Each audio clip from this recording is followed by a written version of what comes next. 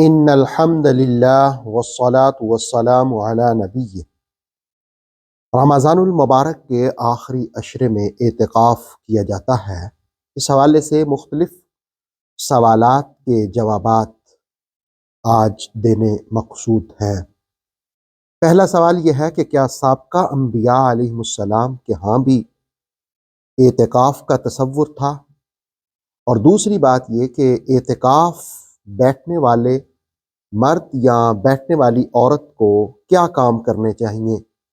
اور تیسرا سوال یہ کہ اعتکاف میں ممنوع کام کون سے ہیں؟ اور چوتھا سوال یہ ہے کہ کیا عورت مسجد میں اعتکاف کر سکتی ہے؟ اور پانچواں سوال یہ کہ اگر غسل کرنا لازم ہو تو مسجد کے باہر جا کر غسل کیا جا سکتا ہے؟ تو آئیے اب ہم ان کے جوابات جانتے ہیں۔ سب سے پہلی بات تو یہ ہے کہ سابقہ انبیاء علیہ السلام کے ہاں بھی اعتکاف جیسی عظیم عبادت موجود تھی۔ یہی وجہ ہے کہ قرآن حکیم نے جہاں حضرت ابراہیم علیہ السلام کا تذکرہ فرمایا کہ حرم کو مسجد کو صاف رکھا جائے طواف کرنے والوں کے لیے، والعاکفین اور اعتکاف کرنے والوں کے لیے۔ دوسری بات یہ کہ اعتکاف جو ہے یہ انسان کو گناہوں سے روکتا ہے۔ سنن ابن ماجہ کی حدیث ہے، ابن عباس رضی اللہ تعالیٰ عنہ فرماتے ہیں کہ رسول کریم صلی اللہ علیہ وسلم نے فرمایا اعتکاف کے بارے میں، ہوا یعکف الذنوب، اعتکاف کرنے والا گناہوں سے رکا رہتا ہے، وَيُجْرَى لَهُ مِنَ الْحَسَنَاتِ كَآمِلِ الْحَسَنَاتِ كُلُّهَا، اور اس کے لیے ایسی نیکیاں لکھی جاتی ہیں جو تمام نیک عمل کرنے والوں کے لیے لکھی جاتی ہیں۔ اب اعتکاف کرنے والے کو کون سی عبادات اعتکاف کے دوران کرنی چاہیے؟ ایک تو کثرت سے قرآن مجید پڑھنا چاہیے، کم از کم آخری عشرے میں جب اعتکاف کر رہے ہوں تو ایک بار قرآن مجید کی تلاوت ضرور کر لیں۔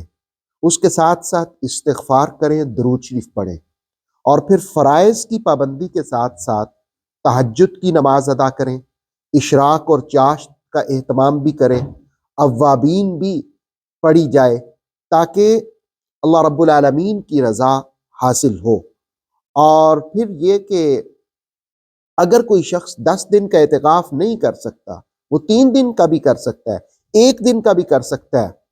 امام طبرانی نے المعجم الاوسط میں اور علامہ منذری نے الترغیب و ترہیب میں یہ حدیث بیان کی ابن عباس رضی اللہ تعالیٰ عنہما کے حوالے سے کہ رسول پاک صلی اللہ علیہ وآلہ وسلم نے فرمایا، من اعتکف یوما، جس شخص نے 1 دن بھی اعتکاف کیا، ابتغاء وجہ اللہ، صدق دل کے ساتھ اللہ رب العالمین کی رضا کے لیے، جعل اللہ بینہ و بین النار 3 خنادق، اللہ تعالیٰ اس کے اور دوزخ کے درمیان 3 خندقوں کا فاصلہ فرما دیتا ہے، کل خندق ابعد مما بین الخافقین، ہر خندق کا جو درمیانی فاصلہ ہے مشرق سے لے کر مغرب سے بھی زیادہ لمبا فاصلہ ہے۔ تو اس کا مطلب یہ ہے کہ اعتکاف نفلی 3 دن کا بھی کیا جا سکتا ہے، 1 دن کا بھی کیا جا سکتا ہے۔ اب رہی بات کہ کس چیز کی ممانعت ہے اعتکاف میں، ہر وہ کام جو اللہ اور اس کے رسول سے دور کرے، دین سے دور کرے۔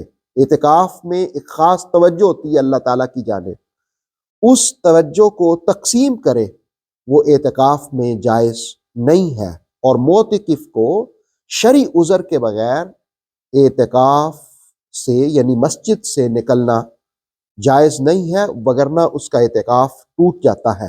ہاں البتہ اگر غسل فرض ہو جائے تو مسجد سے ملحق غسل خانہ موجود نہ ہو تو پھر جو قریب ترین غسل خانہ اویلیبل ہو وہاں جا کر کے تو غسل کیا جا سکتا ہے۔ باقی رہا جہاں تک تعلق عورت کا کہ عورت مسجد میں اعتکاف کر سکتی ہے، بالکل ہرگز نہیں۔